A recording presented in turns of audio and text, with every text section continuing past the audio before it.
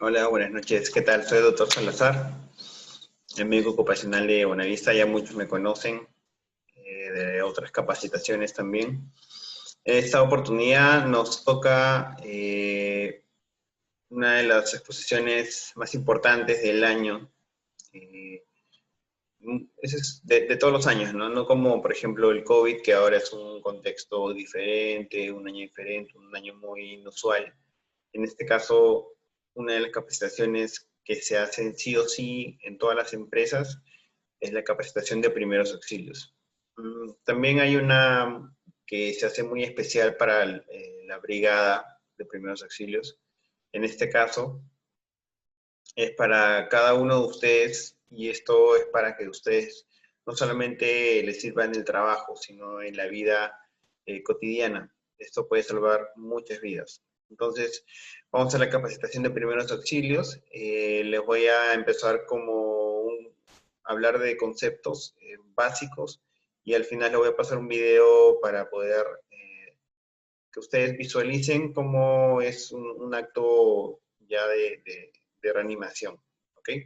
Entonces, empezamos para definir primeros auxilios. ¿Qué son los primeros auxilios? ¿Qué es lo que nos dice? Entonces, es una atención inmediata y temporal que se presta a víctimas de accidentes o una enfermedad repentina, antes y hasta la llegada de una ambulancia o personal médico.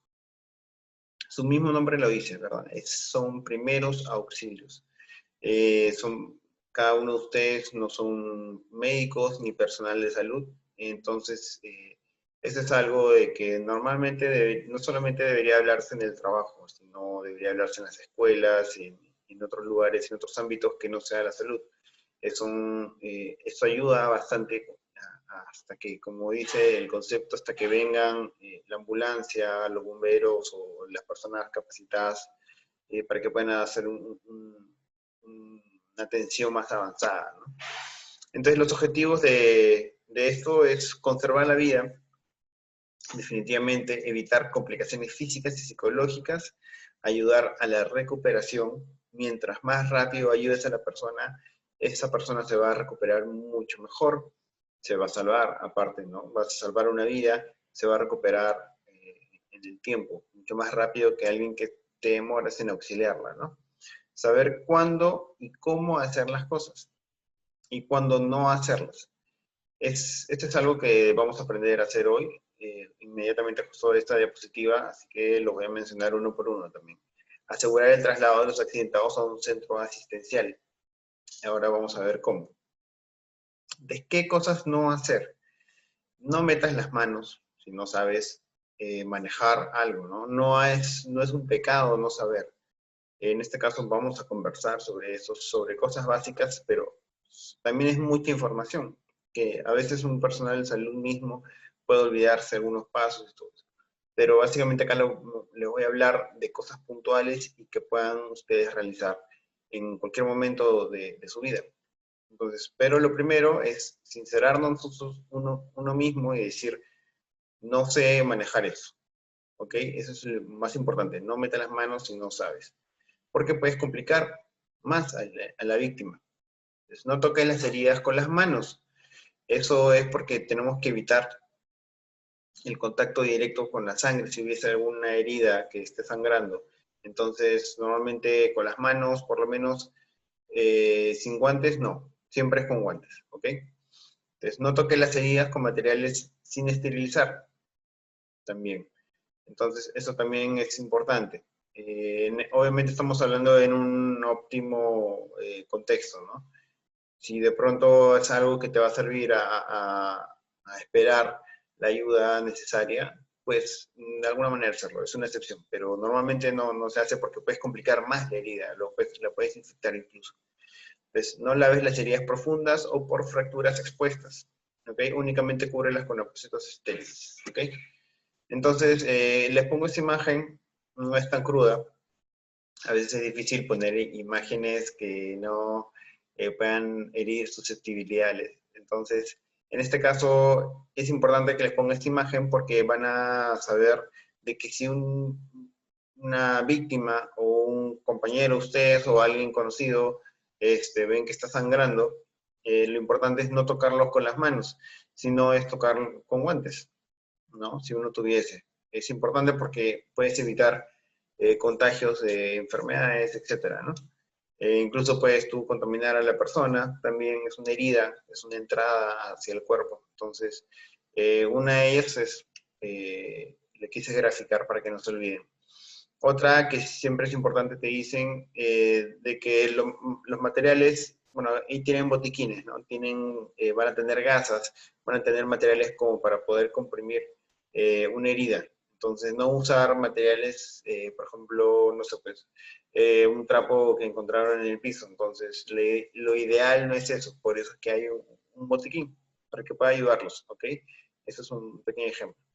Eh, Igual, quiero igual hablarles de que no se usa telas normales y todo, ¿no? Entonces, acá se hace la compresión de la herida con una gasa normal. Este es un tipo de herida, ¿no? Es un tipo que es superficial, no es como una fractura expuesta, ¿no? Que ves el hueso y ni es profunda. Entonces, esto es algo superficial, es una escoriación, nosotros le llamamos un raspado, que eso no necesita mayor manejo, que es solamente agua y jabón, que ya vamos a hablar de eso. Entonces, ¿qué más no hacer? No ataques ni mueves los coágulos con sangre. ¿Por qué? Porque normalmente el coágulo ya es un mecanismo natural del cuerpo para poder que deje de sangrar. Entonces tú sacas el coágulo y la persona va a seguir sangrando. Entonces la idea no es quitar lo que es el coágulo para que deje de sangrar. ¿Ok? No intentes coser una herida tampoco. No hagas cosas que no está dentro de los primeros auxilios. Una de ellas no es coser tampoco. No coloques algodón absorbente directamente sobre una herida o quemaduras. Entonces es importante no usar el algodón, porque el algodón se pega, tiene esas pelusas que va a hacer que se complique y se pueda infectar una herida. Entonces, primero, no usar algodón ni telas en quemaduras, que vamos a ver más adelante. Se los voy a graficar para que quede claro, sobre todo. Entonces, algodón no, gasa sí, eso sí tenemos materiales en los botiquines, ¿ok? No apliques tela adhesiva directamente sobre heridas tampoco. ¿Por qué? Obviamente vas a lacerar más las heridas, con la cinta vas a de repente quitar las costras, de repente hacerla más profunda, entonces, y aparte que te da dolor, ¿no? Eso es una parte importante también para las personas. Entonces, no desprendas con violencia las gasas que cubren las heridas tampoco. Porque eso también va a sacar las costras y otra vez vuelve a cero tu herida y vuelve a cicatrizar. Entonces, las costras, el coágulo, son maneras de la cicatrización de estas heridas. ¿Ok? No apliques vendajes húmedos o demasiado apretados tampoco. Húmedos porque la humedad hace que la cicatrización se vaya más lenta. Entonces, normalmente nosotros apenas se pueda la herida que estar en el aire, no tapado por una gasa, es lo ideal, pero eso es posterior, no es como una primer auxilio. Entonces, quería hablar de estas heridas, que es importante no usar telas ni algodón en esta clase de heridas. Estas son quemaduras de tercer grado, normalmente. ¿Ok? Puede ser por agua caliente, por fuego, etcétera, ¿no? Entonces, en este caso, en estas quemaduras, no se puede usar telas, ¿ok? Porque las telas se pegan y vas a complicar más al paciente, que no tiene piel en este caso. Su piel va a estar pegada a la tela. Entonces, más adelante también le voy a hablar cómo es ese manejo en quemaduras, que es imposible tener alguna tela cerca, porque se pega y después sacarlo de ahí es complicado. Entonces, ya sabemos más o menos qué cosas no hacer. En este caso, mientras tengamos un concepto general de qué cosas no hacer, vamos a tener, cuando quiera uno auxiliar a la persona, aparte que ya sabe qué cosas no hacer, ¿verdad?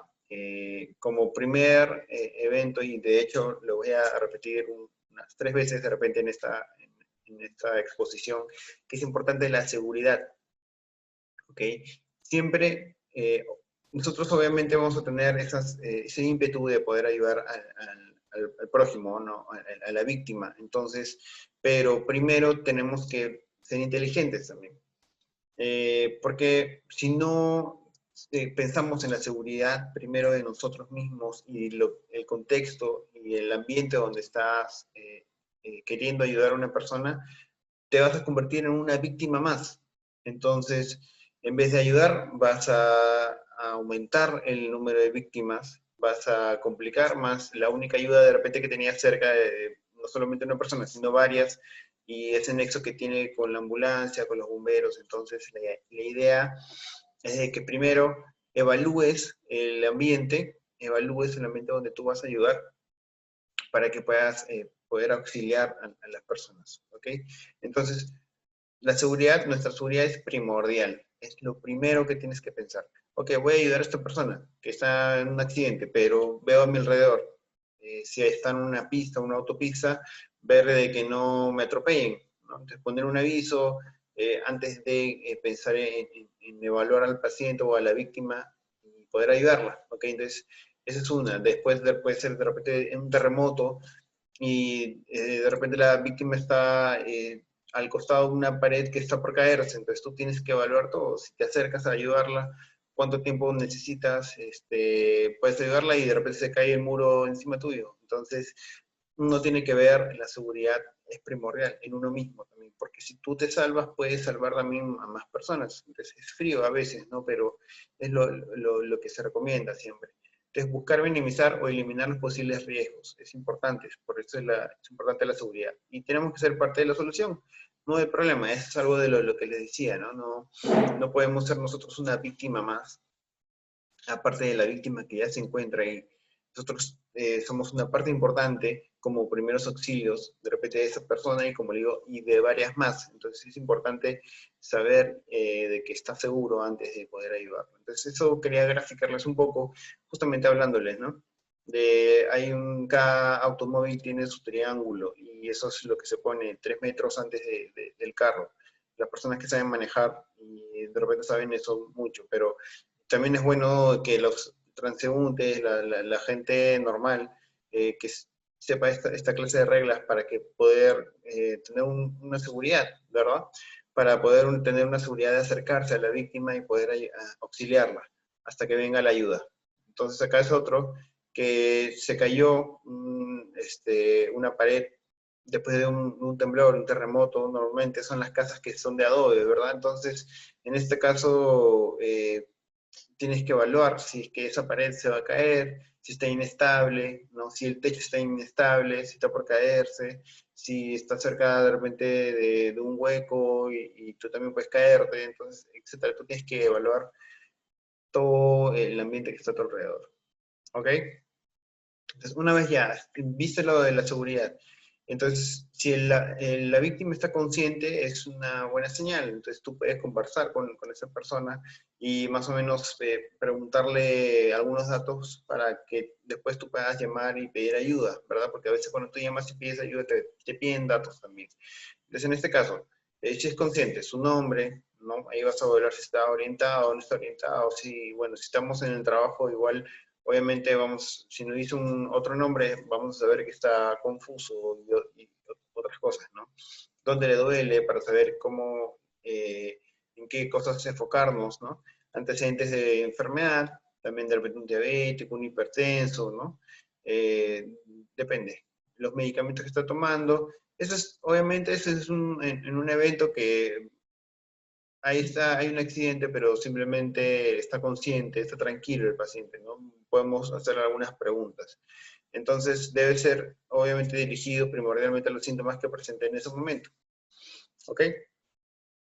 Esa es parte importante. Entonces, vimos el accidente, hay un accidente, hay una situación de emergencia, varios heridos de repente, o un herido, y ya hice todos los pasos anteriores, ¿no? Estoy seguro, me acerqué a la persona, vi que está consciente, en este caso, y después de eso, ¿qué más puedo hacer? Entonces, lo primordial, es una parte importante de esta cadena de ayuda, es llamar, porque como les dije, ¿qué son los primeros auxilios? Obviamente, son los primeros, el primer auxilio que va a tener una persona cuando tú vas a auxiliarla, ¿verdad? Hasta que llegue otra ayuda profesional, ¿no? Que es, en este caso, los bomberos, que son gran ayuda y es un primer contacto a veces con la víctima antes que una ambulancia, una enfermera, un médico. En este caso, los bomberos de Perú, por lo menos, el número es 116. Entonces es importante. Si tú tienes que saberte algún número, es el de los bomberos. Y el siguiente que les voy a mostrar también. Pero básicamente a los bomberos, ¿ok? 116, nunca se olviden de eso, ¿ok? El siguiente número que pueden llamar es, el 116 es 106, ¿ok? 106 es el SAMU, que son igual, ahí puse el Sistema de Atención Móvil de Urgencia, ¿ok? Eso es del Ministerio de Salud, que no tiene muchos años de creado. Se creó igual para que sea un sistema de emergencia, para que ustedes puedan llamar también, ¿ok? 106 es el SAMU. Así que acuérdense, 116 y 106. Entonces, esa es la ayuda que yo voy a llamar antes de poder auxiliar a la víctima, ¿ok? Entonces es importante, seguridad, ¿ok? El interrogatorio y pedir ayuda, ¿ok? Eso es algo que se tiene que quedar. Igual se los voy a repetir otra vez, como 2 veces en esta exposición, pero es importante tenerlo muy en claro, ¿ok? Entonces, vamos a conversar algunos temas de que sean de urgencia, emergencia, normalmente en la vida cotidiana. Entonces, una de ellas es los desmayos, o también llamamos lipotimias por nosotros. Pero para todos es un desmayo, ¿verdad? ¿Qué es un desmayo? Entonces, ocurre cuando de repente hay poca cantidad de oxígeno. A muchas personas o a algunos de ustedes les ha pasado que se han ido a Pastoruri, a Cusco, alguna ciudad que esté en altura, ¿verdad? A Arequipa, etcétera. Entonces, a veces la falta de oxígeno hace que te desmayes, ¿no? ¿Por qué? Porque, bueno, son mecanismos médicos ya, ¿no? Que simplemente te desmayas porque tu cuerpo necesita más sangre en el cerebro, el corazón, etcétera, ¿no? Entonces, sí, lo demás hace que simplemente se apague, ¿ok? Entonces, por eso a veces ocurren los desmayos. Puede haber pérdida parcial o total de la conciencia. Puede ser casi se desmaya, ¿no? O se desmaya totalmente. Una de las causas son emociones fuertes, ayuno prolongado, que deje de comer mucho tiempo, poca ventilación en un sitio cerrado también, dolor intenso, ¿ok? Y presión arterial baja. Entonces son estos casos más comunes para la lipotimia, ¿no? Que son los desmayos normales. Entonces, ¿qué se puede hacer en estos casos, por ejemplo? Entonces, colocar a la víctima en un lugar con ventilación, porque es una de las posibles causas de este desmayo. Entonces, una es con un lugar con ventilación, de repente él está en un lugar muy cerrado, ¿no? Y está sofocado y se desmayó. Otra es aflojar la ropa. ¿Por qué? Porque hay veces que tenemos pues amarrado hasta acá y a veces impide la buena oxigenación. Entonces, aflojar un poco la ropa va a hacer de que puedas respirar tranquilo. Entonces, a veces uno no se da cuenta, pero eso también es algo importante. Indique que respire profundamente si está consciente, acuesta a la persona boca arriba y sobre las piernas. Eso es importante. ¿Ok? Eso puede pasar en casa, hay veces que pues te levantas muy rápido y te sientes un poco mareado, igual. Normalmente eso pasa con las personas mayores, ¿no? Pero a veces puede pasar este tipo, ¿no? Son emociones fuertes, acuérdate también. Alguna discusión, alguna pelea, algo, y la persona se siente como que se va a desmayar. Es lo mismo. Es poner a la persona, echar la boca arriba y alzar las piernas, como dice la imagen acá. ¿Ok? Entonces es una parte importante. Acá, bueno, la persona está ventilando también, que se acuesta la boca arriba y sobre las piernas, no le dé nada de comer ni de beber. Es importante. Nada de agua con azúcar ni nada de esas cosas. ¿Por qué? Porque si la persona está desmayada, eso quiere decir de que está un poco, la conciencia está baja.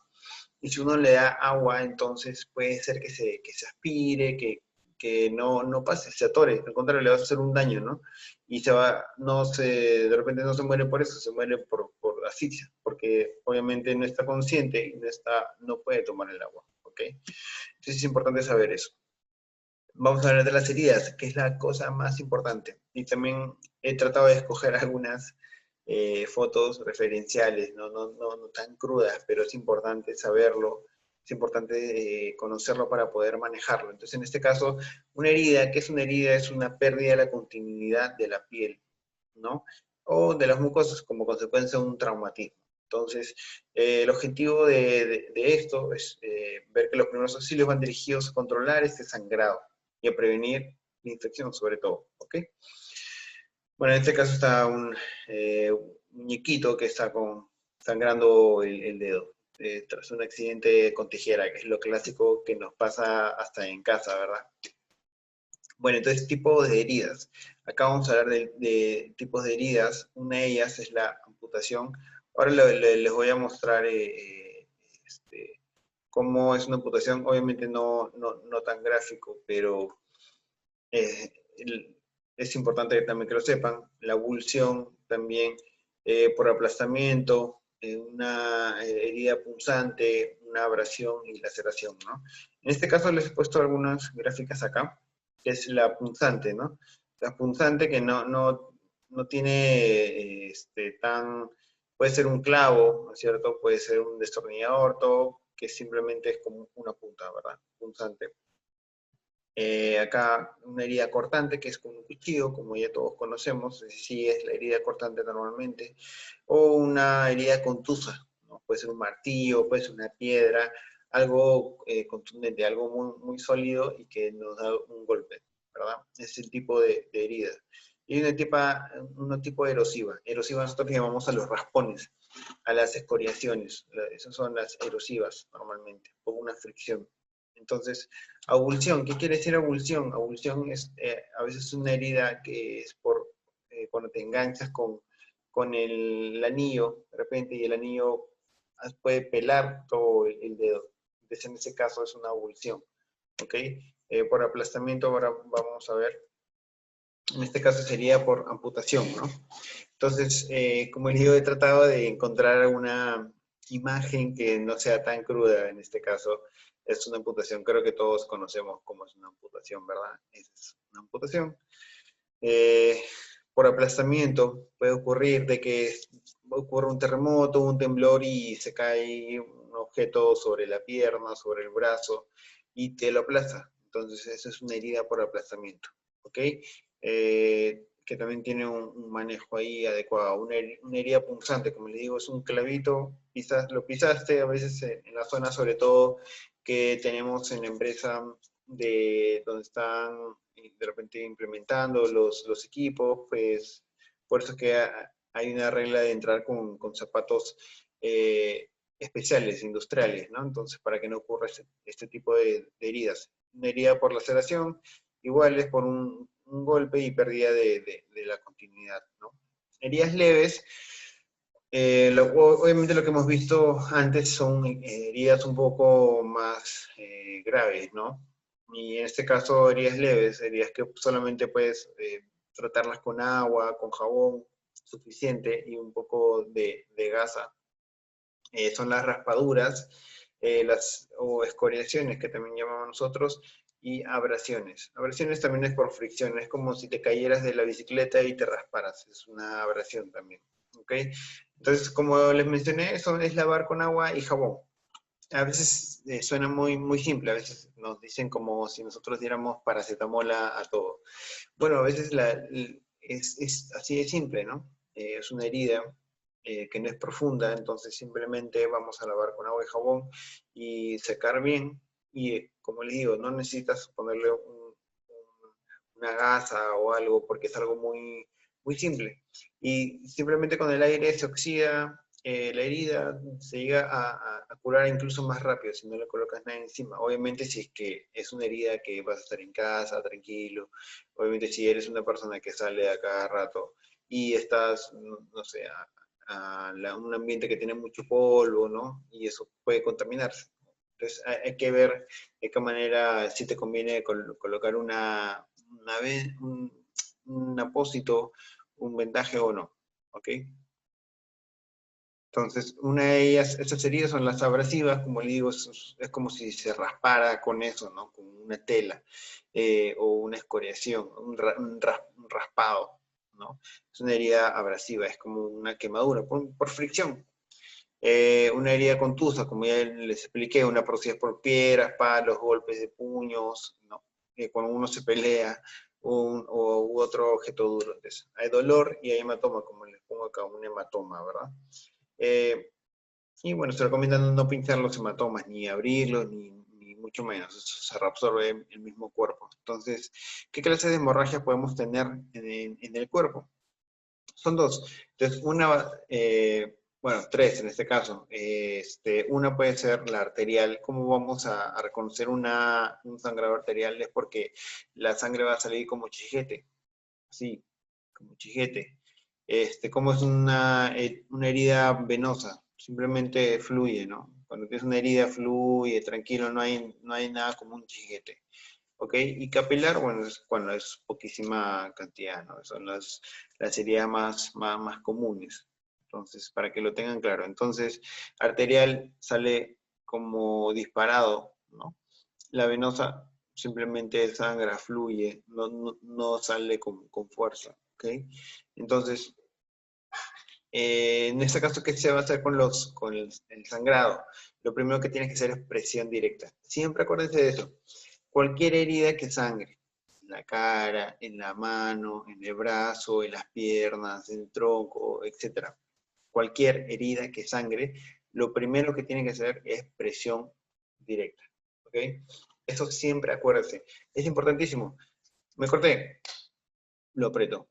Nada más. Me está sangrando, me corté acá también. Aprieto, jugando, no sé, me golpeé. La frente, igual. Primero es presión directa y eso va a hacer que hace una vasoconstricción y va a hacer que esa herida no sangre más. Entonces, simplemente se aprieta en el primer momento que te lo realizas, ¿ok? No es que te lo vas a apretar todos los días, no. En ese momento son 3, 5 minutos, 10 minutos ahí apretando para que pare el sangrado, ¿ok? Elevación del miembro que está sangrando también para que la presión que está saliendo de la sangre no aumente, ¿ok? Y una presión indirecta, no necesariamente en la herida, ¿no? A veces es como una especie de torniquete que es un poco más arriba de la herida y va a evitar que sangre tanto, ¿ok? Entonces, si hay objetos, si hay una herida, ¿no? Si hay objetos empalados, ¿no? Empalados, o sea, clavados en alguna parte del cuerpo, ¿qué se hace? Se retira y pues la respuesta es no. No, porque si ya está un objeto en el cuerpo y no hay de repente mucho sangrado y tú tratas de sacar ese objeto, puedes lacerar, puedes dañar de repente una vena, una arteria que no se había tocado en el primer momento de que se realizó la herida.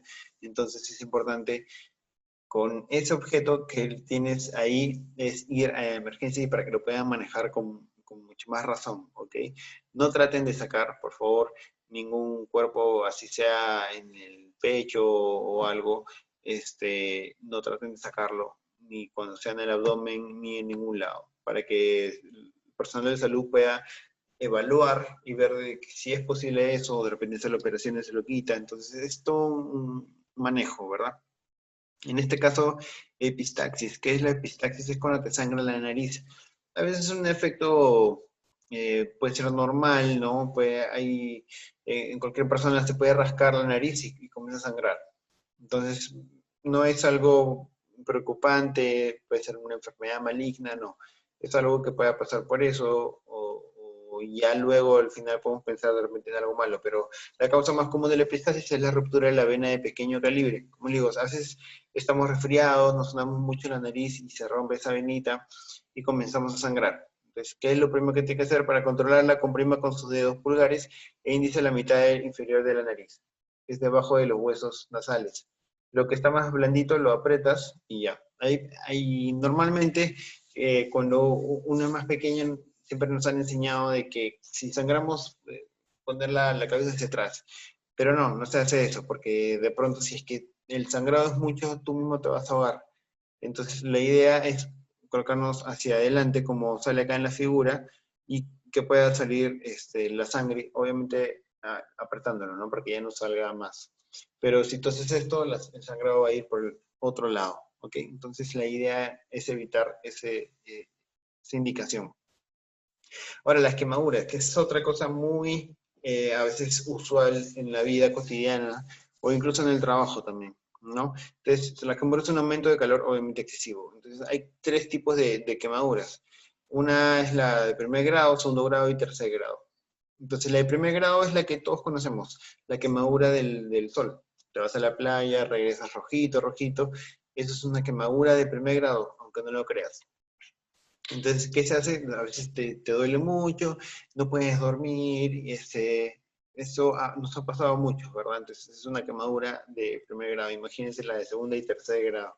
Entonces, la de segundo grado es ¿qué lo va a diferenciar? De las ampollas que te salen. Ampollas que ya la vimos atrás, que son a veces muy grandes.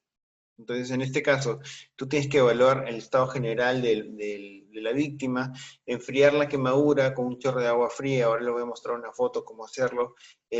Por lo menos 10 minutos. Sí, claro, por lo menos 10 minutos. Lo ideal sería 30 minutos que caiga el agua. No necesariamente congelada, no es necesariamente. Tiene que ser al tiempo. Entonces tú la llevas al caño y ahorita le voy a enseñar cómo hacerlo. Entonces, cubrir la zona afectada con apósitos estériles humedecidos, en este caso sí, es importante porque si no se pega a la pared. Acuérdense que la piel está muy inflamada y hace que eso se pegue, ¿ok? No quitar pedazos de tela adheridos a la piel también.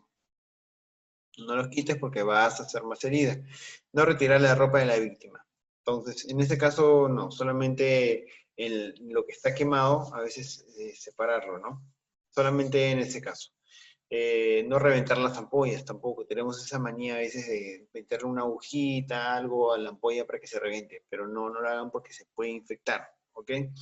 Solo hay que esperar que si es que se revienta solo, pues se revienta solo, ¿no? Pero no nosotros, ¿ok? No usar antisépticos en aerosol ni remedios caseros. Ahora les voy a mostrar cómo. No hacer presión sobre las áreas quemadas. Retirar los anillos, relojes, pulseras, porque como le digo, puede haber un mal manejo. ¿Ok? Acá les estoy mostrando cómo se moja la quemadura. ¿Ok? Es 10 minutos es lo mínimo que se tiene que pedir, pero lo ideal es 30 minutos ahí, que caiga el agua para que no se vuelva rojito. ¿Ok? No es necesario, como le digo, que sea congelado, no es recomendable, no se pide nunca que se ponga el hielo en las quemaduras porque las puede empeorar. ¿Ok? La idea es simplemente aliviarlo con agua a tiempo. Entonces, en este caso, esta figura de arriba quiere decir, si una persona viene en llamas, ¿verdad? Lo único que tienes que hacer no es, no sé si, eso fue un caso muy famoso, de la joven que le prendieron fuego, ¿verdad? En un auto, en un bus, si no me equivoco, y está incendiándose. Y bueno, con muy buen criterio para esa persona quiso ayudarla y apretó el extinguidor y se lo puso encima del cuerpo. Y eso fue peor, empeoró el estado de la víctima. Entonces, si nosotros tenemos una, estamos en llamas o estamos en un incendio y hay personas que nosotros podemos ayudar, la idea no es rociarlo con nada, ni siquiera con agua.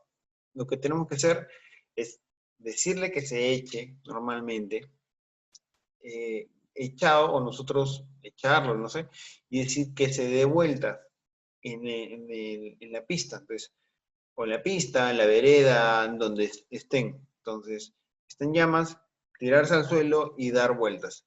Y en este caso, si de repente no puede, la persona está muy, este, exaltada, obviamente, ¿no? Se está quemando. Entonces, nosotros agarramos una tela o algo grande para por nosotros colocárselo, echarle al suelo también y también apagar eso y darle vueltas, ¿no? Para que pueda estar, para poder apagar eso. Entonces, no, en ningún momento, en ningún lado sale que tienes que echarle agua, ¿ok? Acá estamos mostrando cómo también separar un poco la tela de lo que está quemado. Entonces, es importante que sepan de este manejo. Ahora, el esguince. ¿Ok? El esguince también es, acá les pongo una imagen, ¿no? Cuando uno se dobla el tobillo, Y bueno, se hace normal, no se fractura, no pasa nada, pero se estiró. Una vez que se estira, se vuelve un esguince. Entonces, ese estiramiento hace que a veces se rompa algunas fibras, ¿ok? De los ligamentos. Y eso hace que sangre y va a quedar así como un hematoma al final. Pero, ¿qué es lo que tenemos que hacer primero cuando hay un esguince? Porque eso nos puede pasar a cualquiera de nosotros. Pisamos mal, bajamos la vereda, las escaleras, algo y pisamos mal y doblamos el tobillo. Entonces, al día siguiente vamos a tener un pie, una pelota, ¿verdad? Siempre cuando hay un golpe, cuando haya un esguince, siempre se pone hielo primero. El hielo va a bajar bastante, bastante la inflamación. Obviamente, si te duele, vas a tomar pastillas, algo para que te duela, pero normalmente el primer auxilio que se tiene que hacer es hielo. Hielo para evitar esa inflamación del tobillo, ¿no? Acuérdense que sangra unos 2, 3 días después del accidente, va a tener un hematoma, ¿ok? La luxación también es muy famosa, ¿verdad? La luxación es cuando la articulación se sale de su sitio. ¿Ok? En este caso les he mostrado acá la del hombro, ¿no? Un hombro está más bajo. Bueno, eso no necesitan saberlo, pero la idea es que cuando sabes que no te has fracturado, ¿no? Pero te has luxado. Entonces, no tienes que regresarlo a su sitio, no lo hagas, simplemente estabilízalo de alguna manera con un cabestrillo, un vendaje, algo, para que no movilice el brazo y llevarlo a urgencias. Y en urgencias ya lo van a poner a su sitio. ¿Por qué? ¿Por qué no hacerlo nosotros? Porque si lo hacemos nosotros y le dañamos a un nervio, arteria y vena es peor, porque nuestro cuerpo está lleno de todo eso. Entonces, si no estamos entrenados, mejor no hacerlo y llevarlo inmediatamente a algún servicio de salud, ¿ok? Entonces, no intente colocar el hueso en su lugar. Inmovilización de la región lesionada y traslado a un centro asistencial, como se dice. Este es un cabestrillo que se pone normalmente como para estabilizar o que el brazo caiga sobre eso y no hacer ningún movimiento, ¿ok? La fractura, bueno, todos conocemos que es una fractura, ¿verdad? Entonces, normalmente se inmoviliza antes de mover al paciente, porque si tú mueves más al paciente, vas a dañar más al paciente y la idea es de que no hagas movimientos que empeoren la herida o fractura, ¿ok? Descubrir el sitio de fractura, donde le duele, inmovilizar y prevenir el shock si es que hay alguna lesión de arteria, sobre todo. Trasladar un medio adecuado a un centro asistencial. Es un tipo, quería acá ponerles unos tipos de férula, ¿no? Si es que se me fractura el brazo, bueno, que ponemos una férula en el brazo, estabilizando, para que poder nosotros llevarlo a un servicio de urgencias y puedan de repente corregirlo, de repente poner yeso, ¿no es cierto? Es una férula. Acá normalmente también tenemos, si es que hay una fractura de pierna, que normalmente es muy, muy raro, ¿no? Pero no, a veces pasaba en los partidos de fútbol, ¿no? En este caso, pero si es que hay alguna fractura de pierna, es una manera de estabilizarlo colocando maderas a los costados de la pierna, ¿ok? Esta es otra manera, si no tienes cabestrillo, bueno, una pañoleta grande, y esta es la manera de colocarlo, ¿ok? Los torniquetes, ¿en qué caso nos va a ayudar, ¿no? Sobre todo en las fracturas expuestas, ¿no? Este es un tipo de torniquete que lo ponemos encima de la herida. ¿Para qué? Para que deje de sangrar. Entonces, ¿cuáles son los requisitos o cuáles son los momentos de que podemos usar esto? Entonces, se coloca una venda de lienzo alto, o sea, más de 5 centímetros, para poder amarrarle de repente a ese palo, o nosotros mismos realizar también el torniquete. Se da 2 vueltas alrededor de la extremidad, hace un nudo simple, se gira lentamente para cohibir la hemorragia y se debe soltar y volver a apretar cada 5 minutos. Es importante esa información, ¿ok? Entonces, ¿qué me va a servir este sistema de torniquete? Obviamente va a hacer que pierdas menos sangre, ¿no? Pero no puedes tú mantenerlo pues media hora así sin soltarlo, tú tienes que soltarlo, dejar que sangre un poco, luego lo cierras. Entonces, eso es hasta que tú le lleves al servicio de emergencia y hace que tú eh, no vaya a un shock el paciente, no pierde tanta sangre, etcétera, ¿no? Entonces es importante conocer esto. También tenemos las convulsiones, ¿no? Que es una contracción involuntaria y violenta de los músculos y provoca movimientos irregulares. Ya todos conocemos cómo es una convulsión. En este caso, si es que tenemos a alguien que sufre esto, igual, aflojar la ropa porque puede ser que no llegue oxígeno al cerebro, colocarlo en un área segura, que ya lo habíamos hablado, dejar de descansar la cabeza, no colocar nada en la boca, colocar la cabeza del lado, y se debe voltear a la persona de lado en caso se presente vómito, ¿no? En este caso les quise poner esta imagen que es muy, muy buena. Está desmayado, ya pasó su convulsión, y en este caso, pues hay una técnica, así sea el más grande y todo, ustedes pueden hacer que la persona vire o se voltee para el lado izquierdo, porque eso va a evitar que si es que hay vómito, se aspire.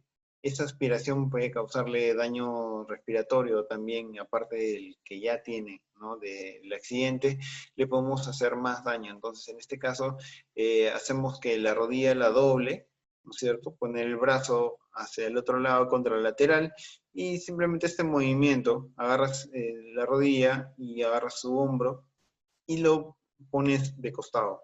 Entonces va a terminar así. Entonces es solamente maña, ¿no? Necesitas tú alzar al paciente, no necesitas a 3 personas, no. Solamente posicionarlo así. Doblar la rodilla y con la cadera y el brazo extendido hacia el otro lado, lo volteas. Entonces es importante esta posición para que no se aspire ni nada, ¿no? Atragantamiento, que es una de las cosas más también comunes, sí, y es importante y podemos salvar muchas vidas con esto. Entonces, esto va a impedir que el oxígeno llegue a los pulmones, obviamente, como vemos en las imágenes, ¿verdad? Y para hacer eso se hace la maniobra de Heimlich. ¿Qué es la maniobra de Heimlich? Es una maniobra que es lo que siempre hemos observado, ¿no? Ay, me atoro, entonces vamos y apretamos ahí cerca del pecho. Esta es la manera correcta, ¿no? La persona va a decir que se atora. Ese es nosotros vemos inmediatamente. No te va a decir, hola, me atoro. No, simplemente te va a decir, no puedo respirar. A veces te va a decir, no puedo respirar. Entonces, está parcialmente ahogándose. Y si no te dice nada, solamente te dice, o sea, con el gesto de que no puede respirar, es mucho peor, tenemos que actuar con mucha más rapidez. Entonces, en este caso, es colocar, como se ve acá, es la mano sobre el pecho, no en la parte dura, sino un poco más abajo, donde ya está blando, en la mitad, ¿verdad? Y eso va a ser con el puño hacia adentro. ¿Por qué? Ahorita no sé si tengo una imagen de acá. Es el puño si somos derechos, o si eres zurdo, zurdo, esto, y colocar tu mano hacia la parte baja del puño. Entonces, esto va a ir en la parte del tórax. Esto va a estar hacia arriba, hacia atrás y hacia arriba. Eso va a hacer que el diafragma se contraiga y haga que expulse el objeto, ¿verdad? Entonces, esto tiene que hacerse con las piernas separadas para tener una base y no caerse ni tú ni la víctima.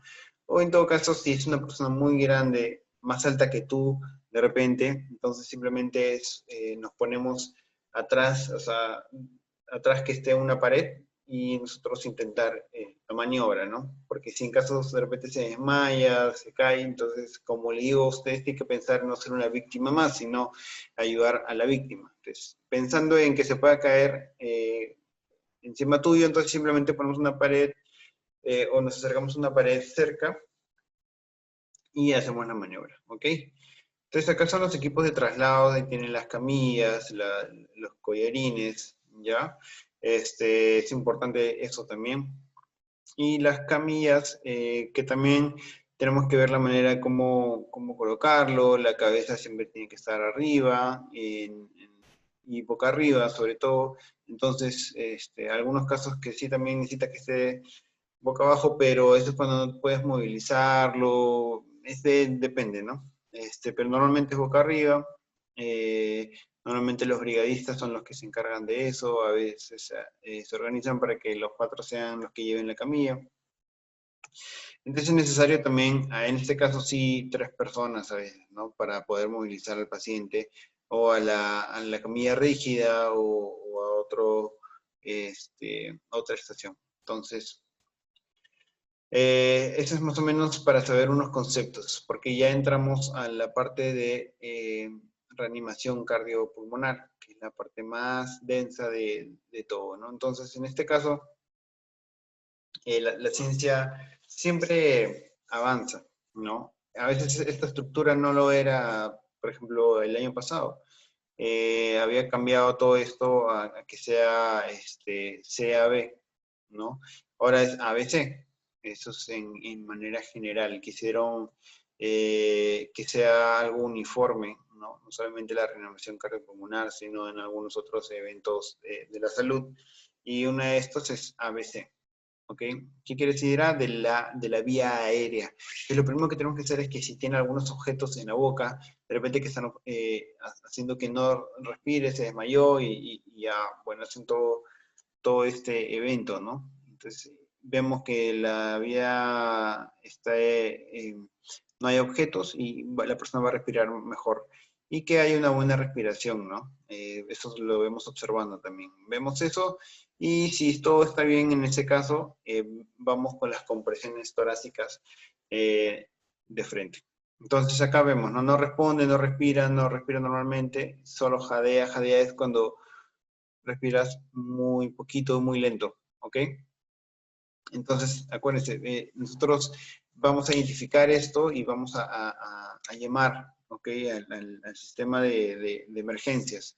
Entonces, llamamos, pedimos ayuda a los bomberos o al SAMU y iniciamos la reanimación cardiovascular, ¿ok? Si no hay, obviamente, latidos, a veces se pide 5 segundos, acuérdense que no hace daño tampoco si es que no saben ver el pulso, si le hacen masajes cardíacos, no es que le vaya a perjudicar a la persona, ¿ok? Entonces, iniciamos la reanimación y eso se puede repetir cada 2 minutos, ¿ok? Entonces, hacemos 100 compresiones por minuto y eso es lo que va a ayudar a la persona. Entonces, acá vemos como un repaso. Le voy a mostrar un video para que sepan más o menos cómo hacer los masajes cardíacos, ¿ok? Entonces, está en un área segura, acuérdese que está en un área segura, evalúe si la víctima responde y se respira normalmente, si no lo hacen, entonces activa el sistema de respuesta, llamar para pedir ayuda, busque un un DEA es un desfibrilador, es para reanimar a una persona si es que en caso se tiene algún ritmo cardíaco o no tiene ningún ritmo cardíaco y se necesite usar el desfibrilador, ¿no? Ese es el famoso, que eso puede electrocutarte, entonces tienes que alejarte, ¿ok? Entonces, siempre te dicen que despejes, que no toques al paciente mientras se descarga, ¿ok? Entonces, ese es uno, comprobar el pulso, ¿no? Comprobar el pulso y dar masajes cardíacos, eso no puede demorar mucho, ¿ok? Entonces, tienes que situarte al lado de la víctima, ¿no? Y tienes que poner tu mano sobre el tórax, pero a este nivel más o menos entre las mamilas, ¿ya? De la persona. En el medio, el punto medio, pones, si tú eres derecho, igual, derecho. Y si tú eres zurdo, bueno, pones primero la zurda, pero es tu mano, pones en el pecho, normalmente el talón de la mano, y lo vas a poner tu otra mano encima, ¿ok? Y eso va a ser de cada los masajes. Entonces tienes que realizar los masajes de la manera más directa, ¿ok? No puedes doblar los codos para nada, tienen que ser firmes y rectos, ¿ok? Entonces, igual, comprima fuerte y rápido, 100 compresiones por minuto, ¿ok? Un del tórax igual al menos 5 minutos, 5 centímetros, perdón. Asegúrese de ejercer la presión en línea sobre el esternón. Asegúrese que luego de cada compresión permitir que el tórax se expanda completamente y minimizar las interrupciones. Lo más importante es que la sangre llegue a todas partes del cuerpo, sobre todo al cerebro. Entonces la idea es, identificas que no hay nada en la vía aérea, no se está ahogando por eso, sino es un problema, otro problema, pero está en paro cardíaco. Acuérdense que nosotros tenemos que ser lo primero. de primer auxilio hasta que vengan los bomberos o venga algún otro hospital que ustedes hayan llamado, ¿okay? O alguna ambulancia. Entonces, no más a la víctima mientras se esté realizando la reanimación, ¿ok? A menos que la víctima se encuentre en un entorno peligroso, como ya hemos hablado, siempre ver la seguridad antes, y la reanimación cardiopulmonar es más eficaz cuando no hay interrupciones, acuérdense. Entonces, si estás solo, tienes que dar todo. Es bien cansado hacer eso, es bien cansado, pero es importante y puede salvar un montón de vidas. ¿Ok? La respiración boca a boca no les he hablado mucho porque ahora último, si es que estás solo, pues tienes que tú pensar solamente en darle el masaje cardíaco, que es lo más importante. ¿Ok? Si son a veces dos personas, pues se dividen en hacer la respiración boca a boca, ¿no? Uno hace 30 compresiones y haces dos respiraciones. Ahorita vamos a ver cómo, pero básicamente lo que yo creo que ustedes se graben es de que eso tiene que hacerse masajes cardíacos. Masajes cardíacos es lo primordial. Veo si tiene pulso o no tiene pulso y empezar a hacer los masajes cardíacos, que eso va a salvar la vida del paciente. Entonces, en este caso, tienes que, si sale, por ejemplo, reacciona la persona, no está un poco más consciente, igual hay que ponerlo en decúbito izquierdo, como si hubiese convulsionado. Entonces, la manera segura de ponerlo es doblarle igual la pierna derecha, voltearlo, ¿no? Es como es toda la maña que les enseñé acá. Doblas la rodilla y agarrando la rodilla volteas hacia ti, ¿no? Volteas a la persona hacia ti, al lado izquierdo, ¿ok? Entonces eso es más o menos. Quería pasarles este video antes de terminar esta exposición. Es importante.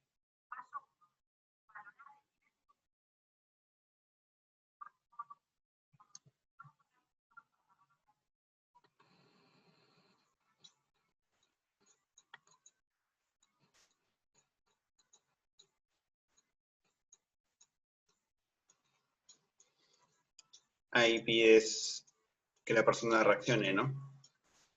No reacciona, entonces pedimos ayuda.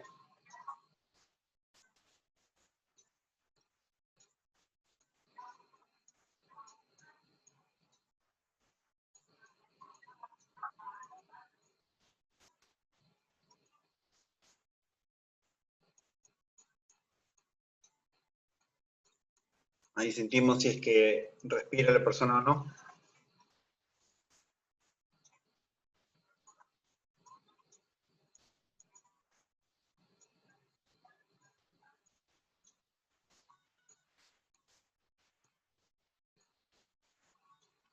Vemos que no respira.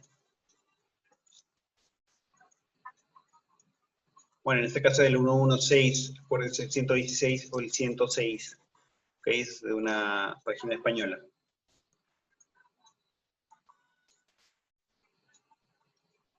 En este caso aparece siempre las compresiones, ¿ok? Este solamente es cuando es una persona entrenada o hay dos personas, ¿ok?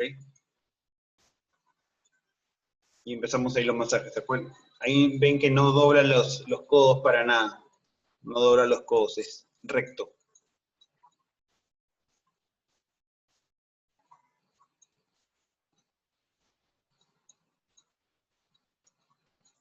Bueno, y esas son las respiraciones, ¿no? En este caso a veces se evita porque normalmente las personas no lo hacen por miedo, etcétera, pero básicamente es concéntrese en lo que es los masajes cardíacos. Es el DA, ¿no? Desfibrilador. Usted tiene que continuar, eso no puede estar interrumpido. Eso sí, otra persona los puede ayudar, ¿no? Pero en este caso tiene que ser los masajes hasta que vengan los bomberos o la persona que les va a ayudar. Ok, entonces este es lo que quería mostrarles. En todo caso, a veces es muy rápido todo, pero quería pues darles las gracias por la atención y cualquier duda que tengan, lo pueden hacer en el correo, acá dice médicoocupacional@buenavistaperú.com. ¿Ok? Gracias por la atención.